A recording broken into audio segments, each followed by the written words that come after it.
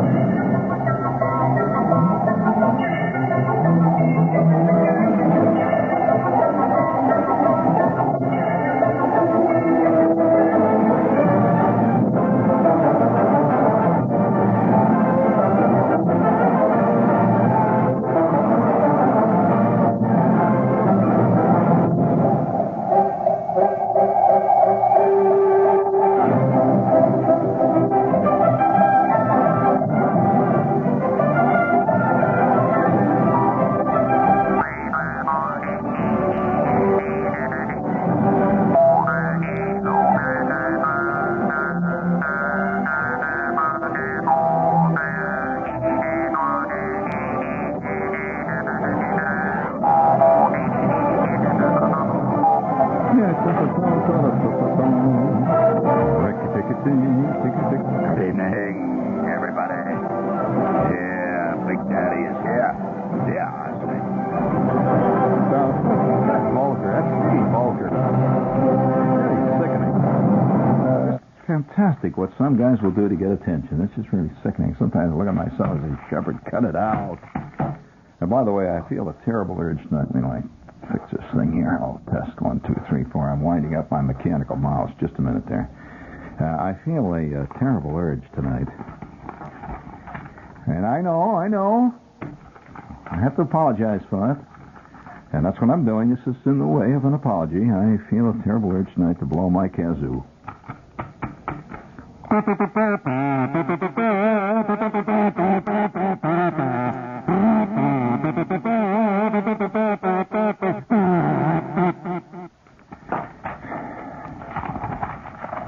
It's really sickening. You know, grown-up person, can you imagine President Ford blowing a kazoo? No, I personally can't. I just cannot imagine Jimmy Carter, picking up a kazoo and blowing it. Oh, I mean, other than philosophically. Now, come on. When you blow philosophical kazoos, that's called campaigning. Now, stop it. I don't want to get into that stuff. Would you please, sir, please? I just got to do it. Here we go. Ladies and gentlemen, once again, the greatest act ever seen in the history of the Western world is now taking the stage. Notice the pink tights. God, this is exciting.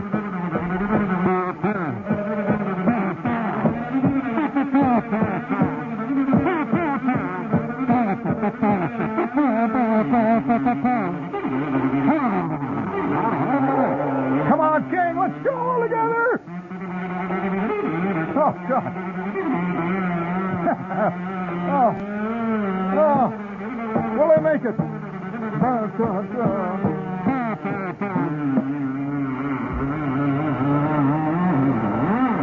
Can you see the whole sky lighting up? Oh! Fantastic. Oh! What a fantastic conclusion. Do you know that the guy, as he hit that high note, exploded right there in front of the audience? Feet and toes and arms and everything all over the crowd. What a beautiful sight.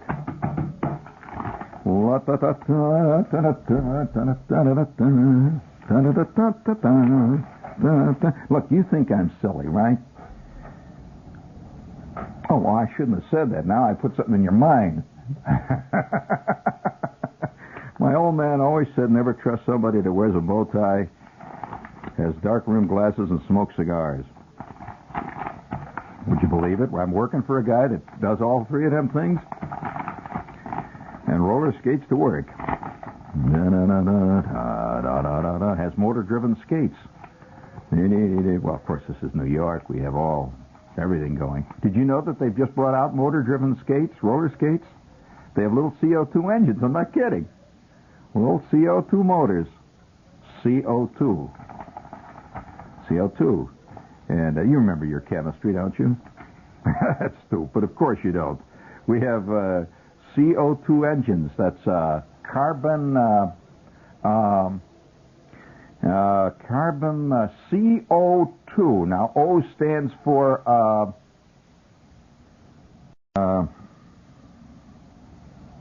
it's on the tip of my tongue. Now I know what it is. It's a rare element. CO2.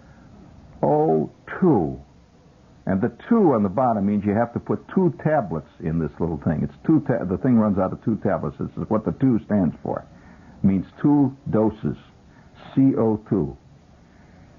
Oh, wait a minute. Now, I'm very well aware of what CO2 means, so don't call up. I know what it is. It's actually well, I'll tell you. I know. I'm just kidding you. It's actually the chemical formula for common salt. And, yes, salt. It always surprises you to find out salt's a chemical. And you put some salt on your non-chemical, no additive wheat germ or something, and you're putting chemicals right in there, right in your poor little old gut. And your body cannot accept chemicals, except, you have to face one fact. You are made of chemicals. That's kind of stupid, but you are made of chemicals. And I remember this picture when I was a kid in the physiology book. We took physiology. Do they still take physiology? Do they take a thing called health 1 and 2?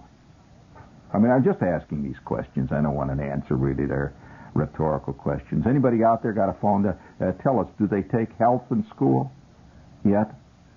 We had health 1 and 2, and if you were a girl, you took one kind of health. If you were a boy, you took another kind of health. I suppose that's all over, too. So everybody takes what's called unihealth.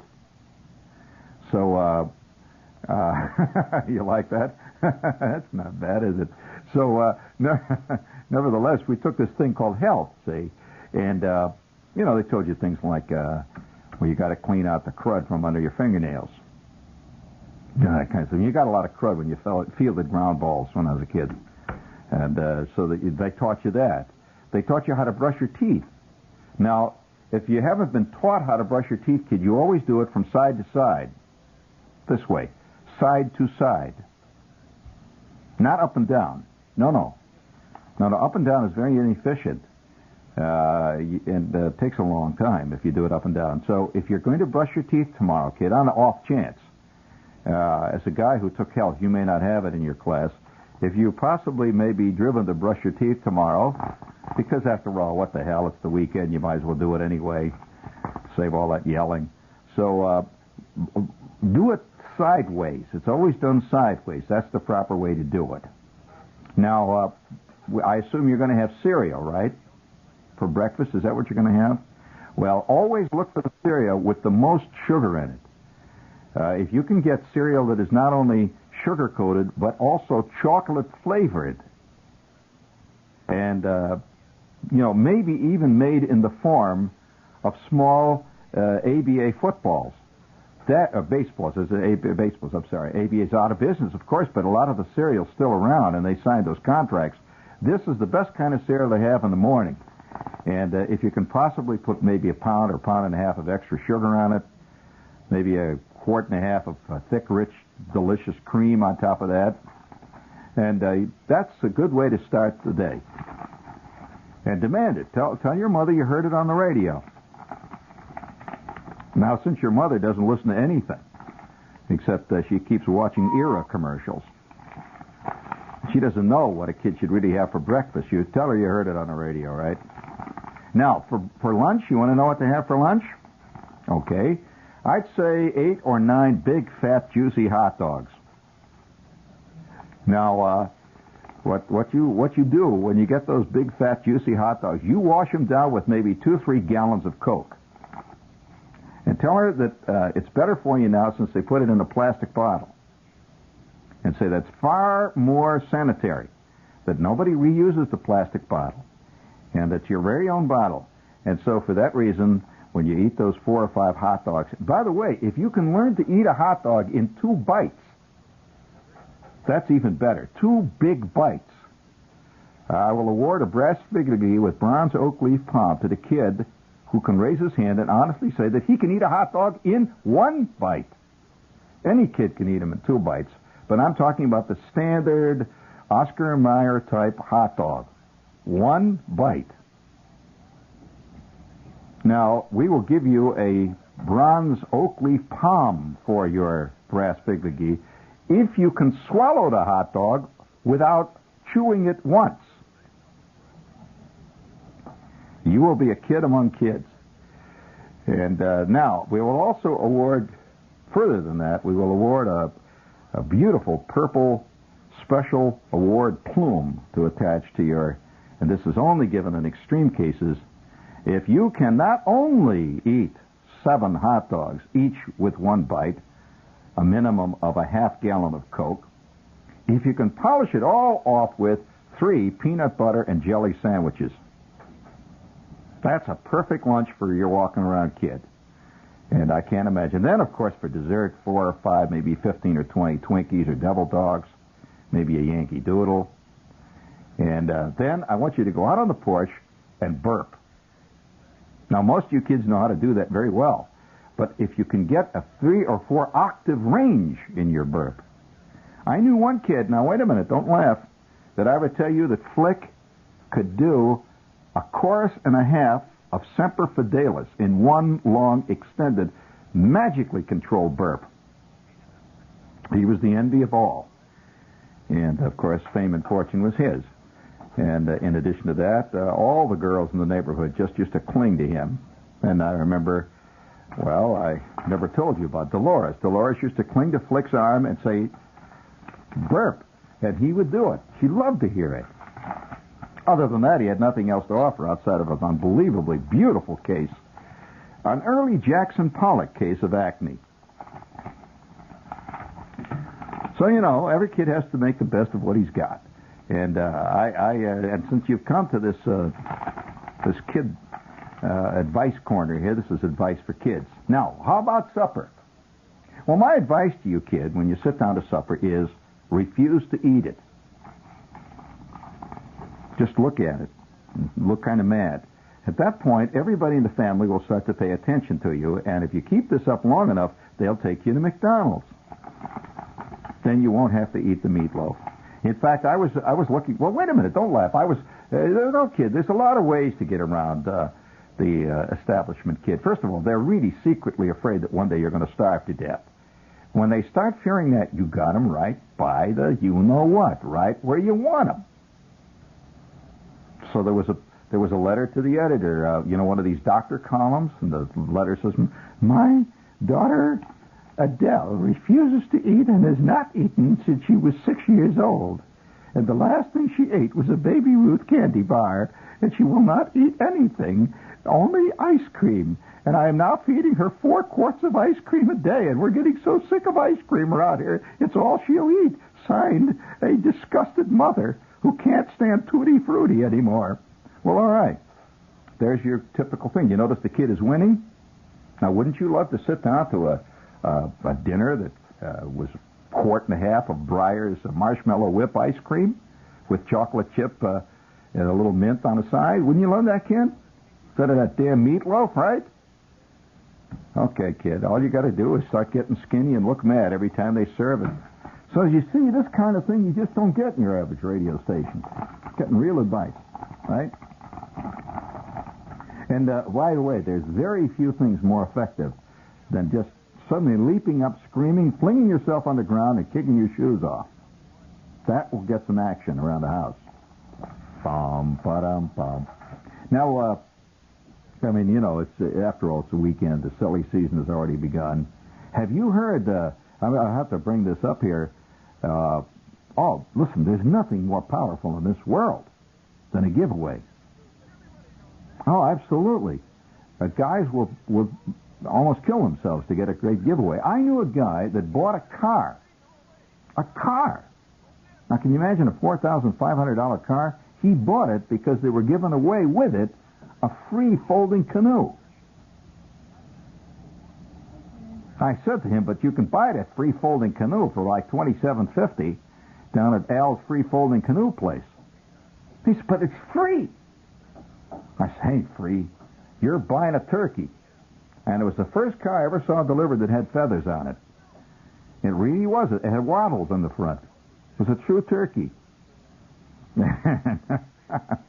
fact, the car had a little decal on the side of a bunch of pilgrims eating one. So, you can buy turkey. You like it? Bad humor here tonight. I don't know what's the matter. I mean, gee whiz. But nevertheless, the giveaway is a real operating thing. And have you noticed the people who buy at great expense trivia? The trivia that they buy, and the stuff you see, they have big trivia conventions here in town now. The trivia is almost always giveaways. In other words, a little Orphan Annie Ovaltine shake-up mug, that's a giveaway. A Buck Rogers zap gun. There was a Buck Rogers zap gun. I'll bet you don't know who made the Buck Rogers zap gun. There's a piece of trivia for you. Daisy was made by the Daisy Air Rifle Company, and they designed a zap gun. So when you pulled the trigger, it went boing. Oh, yeah, listen, my kid brother would run around and drove my father out of his bird. Every 5 minutes you'd hear boing. Kid would say, zap, you're dead.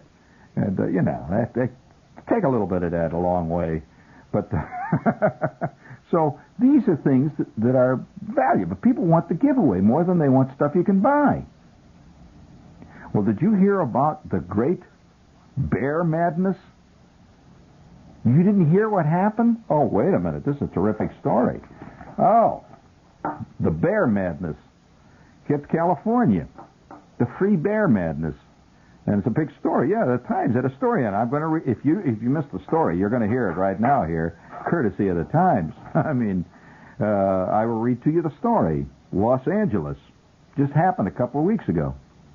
Only now is the full story emerging of the great teddy bear caper at Crocker National Bank. But it carries a message for those who would mix bears, money, children, depositors, tellers, and bank vice presidents. Fantastic uproar. Make a great movie. Yeah, the giveaway that got out of hand. Listen, the heroes of the piece, or villains, depending on how you look at it, were those cute little stuffed animals with bright button eyes and stitched smiles that have been the companions of countless boys and girls. A teddy bear. Now, are you aware of the teddy bear madness that exists in the world? Many people who are no longer kids are not aware that the teddy bear in 1976 remains, for some curious psychological reason as yet unexplained, the #1 toy of all. Were you aware of that? Well, why? All right, I'll ask you a very interesting trivia question. Why was the teddy bear called the teddy bear? That's correct. It was named after Theodore Roosevelt. So you could tell, what period in history the teddy bear became popular. It was during Theodore Roosevelt. Anyway, just before Christmas, this all started Christmas last year, the promotion department at Crocker, which is the nation's 15th largest bank, it's a big bank, it has 358 California branches, came up with this gimmick called Sonny the Bear. Yeah, it was a bear. It was a great-looking bear. Now, this I have a picture of the bear, and it doesn't look like an actual teddy bear. It's a big bear. It's big. It looks like it's about 2.5 or 3 feet tall, and it has this funny-looking white face, a little like Smokey the Bear. It's a combination of Smokey. It really hit the jackpot. Listen to this. The deal was that anyone who opened a new checking account with $100 or more would get a free bear. Now, you wouldn't think that anyone would go to a bank and take up a bank just to get a free bear, teddy bear. But what happened was, and we're going to quote this lady Angela Boning, who was handling the new accounts in the Palos Verdes branch, she remembers, quote, "It started out great, but then problems began to arise. There were the bears sitting on the counters. They were as cute as could be, and everyone wanted one. Customers who already had accounts then started to insist that they should get a bear. One man who had a $50,000 savings account threatened to take his whole deposit out of the bank unless he got a bear. Well, we tried to tell them, well, why don't you just withdraw $100 and open another account? But then they got even madder. Mothers would come in with 2 or more kids in tow, and you can't just give one bear. Every kid in the family wanted a bear. Of course. But it was just, the rule was 1 account, 1 bear. No more, no less. So we had to open, sometimes ladies came in and opened 5 checking accounts. And it just got out of hand. And on top of everything else then, in the middle of it, there was a shortage of bears. Well, they began to run out of bears. The bank officials sent down a word that they have to strictly account for each bear. There is going to be no free bears given out of this bank. There is a shortage of bears here in the West Coast, and if we start giving out free teddy bears, this bank will be out of business. Well, it got so bad at our branch that we every day, this lady said, every day we had a bear count. They stopped counting money. They stopped to count bears to make sure that every bear was accounted for. The tellers had to balance their bear account before they balanced their cash drawers.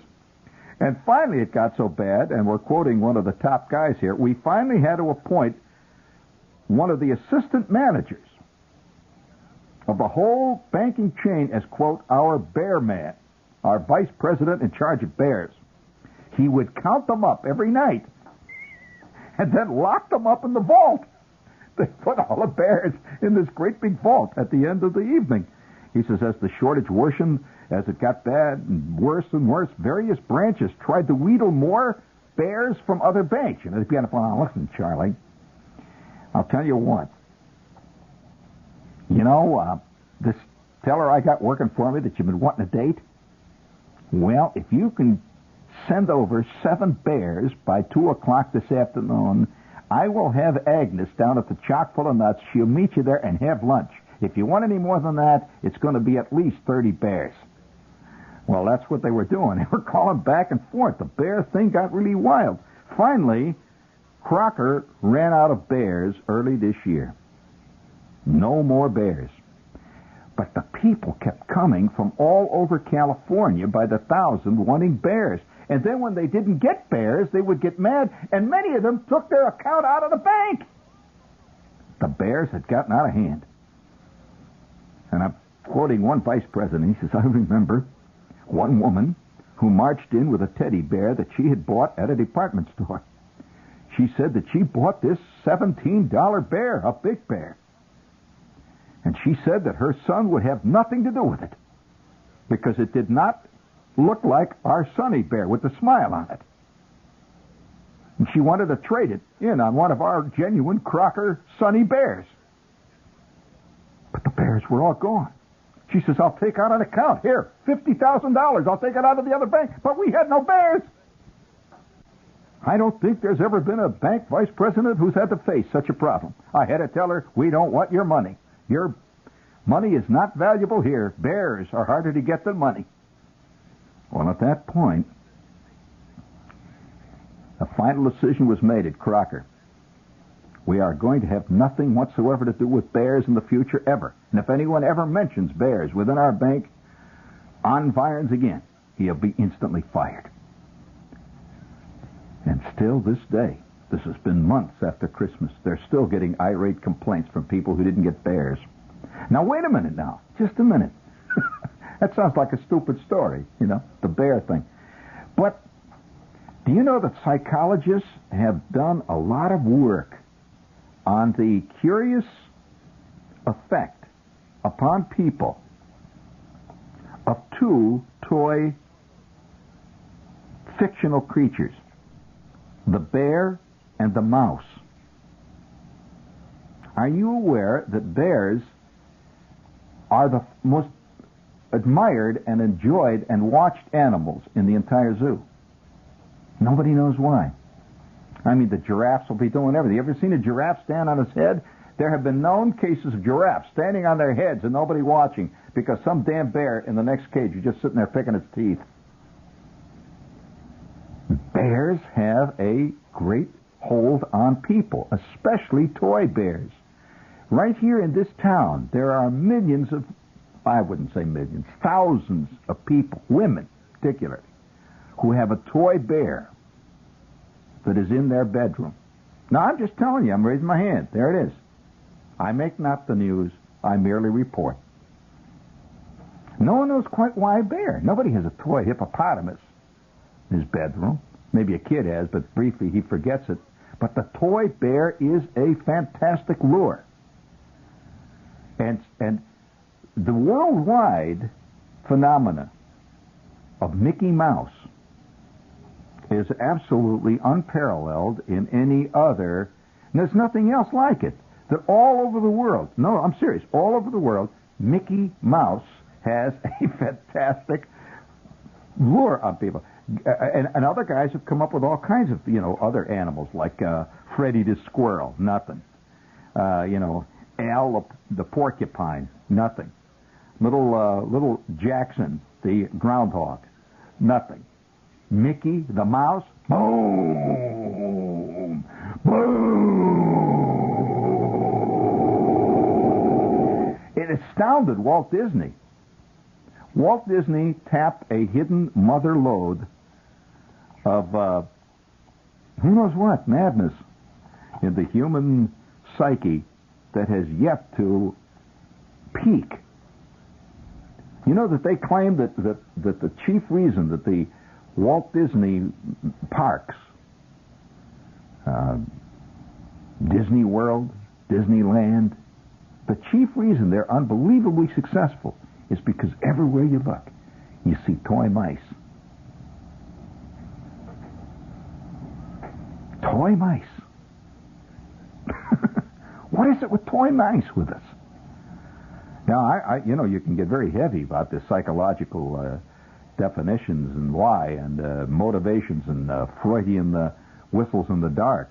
But the fact remains, you can't just imagine somebody threatening to take his $50,000 account out of a bank because they wouldn't give him a bear. Now, if they were giving out, let's say, toy gophers, I doubt whether he would have done that. Why? That's a fact. Why bears? The bear has a fantastic lure on us. And all over town, have you ever had this feeling, like one day in my bank, see, here's this bank I've been going to for years. All of a sudden, the bank come up with the giveaways. And it turns out you could get a grand piano, and I had all this stuff. And they didn't give me anything. What do you mean? Oh, here, people are coming in there to get in a grand piano, and a couple of days later they take the money out of the bank, and here I am. But had the bank come up with bears, sitting there so cute on this counter looking at me. What is it with bears? Nope, I know a guy, now I'll just tell you how the lure of the bears are. I know a guy who made his entire reputation on that. He was an ad man, and he was really an unsuccessful ad man. He was given this account with this cereal. They were selling less of this cereal than Rusty Carpet Tacks were selling. There just was no cereal moving, and he got the idea, he's an ad man, of just putting 3 bears on the package dancing. And overnight, and that's a true story, I'm telling you that. What cereal was it? That's correct. Overnight, that cereal became one of the top sellers of the past 25 years. Just putting the bears on the cover of the package. Now, he could have put crocodiles. I mean, he could have put a boa constrictor. He could have put something cute, like a pelican. Pelicans are kind of cute. But he put 3 little dancing bears. Overnight. Over the top he went. He's been in orbit ever since. Just that little thing. A bear. What is it about bears? What is it about mice? I'm thinking of bringing out a stuffed cockroach. I mean, for city kids. you know?